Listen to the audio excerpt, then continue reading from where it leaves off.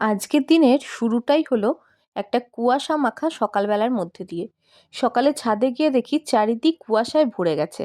আর খুব সুন্দর লাগছিল পরিবেশটা। চারিদিক ধোঁয়া ধোঁয়া, কিচ্ছু দেখা যাচ্ছে না। তার মাঝে একটা শীতের ঠান্ডা আমেজ মনটাকে যেন জুড়িয়ে দিচ্ছিল। শীতকালের আসল মজা বোধহয় এখানেই।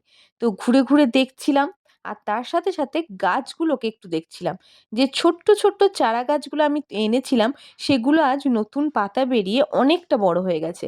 কিছু কিছু গাছে তো আবার নতুন কুঁড়িও এসেছে।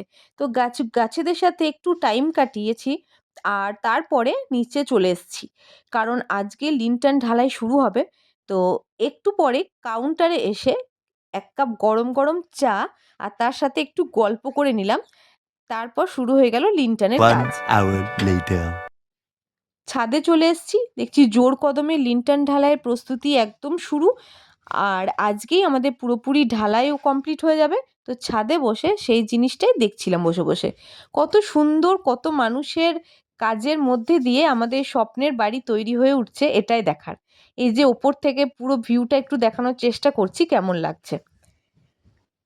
কাজের মাঝে যে মিস্ত্রিরা কাজ করছিলেন তাদেরকে মুড়ি, ঘুগনি আর আমাদের ফুড স্টেশনের ডালপুরি খাওয়ানো হলো, যাতে তারা আরও কাজ করার এনার্জি পেয়ে যায়।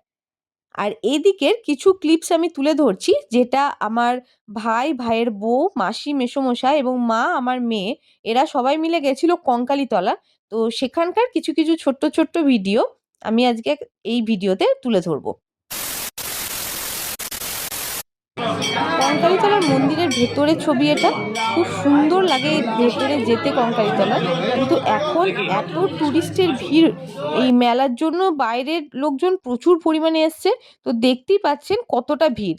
তো আমরা যখন নর্মাল টাইমে যাই তখন ফাঁকা ফাঁকাই থাকে, তো মন্দিরে বসে থাকতে, পুজো দিতে খুবই ভালো লাগে। কিন্তু এখন এই ভিড়ের ঠেলায় সত্যি কথা বলতে মনে হচ্ছিল কখন বেরিয়ে আসবো মন্দির থেকে। ভেতরে ঢোকাই যাচ্ছিল না, এত ভিড়। মন্দির থেকে বেরিয়ে এই যে ভোগ ঘর, এখানে ওরা আজকে ভোগ প্রসাদ খাবে, তার জন্য একটু নাম লেখাতে গেছিল। নাম টাম লিখিয়ে দিয়ে তারপর চলে এসেছিল মন্দিরের চাতালে।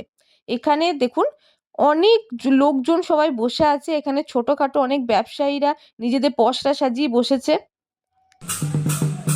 আর এখানে এই যে চলছে সাঁওতালি নৃত্য, যেটা আমাদের বোলপুর শান্তিনিকেতনের একদম স্পেশাল জিনিস।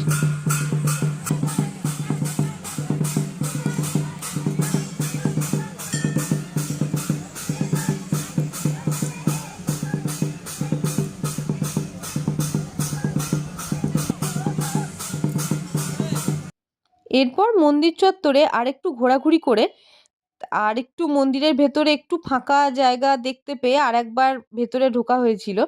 তো তারপর চলে এসছে এই ভোগ ঘরের কাছে। তো এখানে পুরো বড় বড় ডেকচিতে, গামলাতে সব ভোগ প্রসাদ প্রস্তুত করে রাখা হয়েছে, যেখানে সাধারণ মানুষদের মধ্যে এটা বিলি করা হবে। তো বাইরে থেকে যারা আসছেন কঙ্কালীতলা মন্দিরে, তারা কিন্তু এখানে এসে প্রসাদ নিতে পারবেন। এই যে সবাই বসে গেছে প্রসাদ নিতে। মোটামুটি ৬০ টাকা করে কুপন। তো কুপন কেটে আপনারা মায়ের ভোগ প্রসাদ পেতে পারেন। A few moments later. পাতা পড়ে গেছে।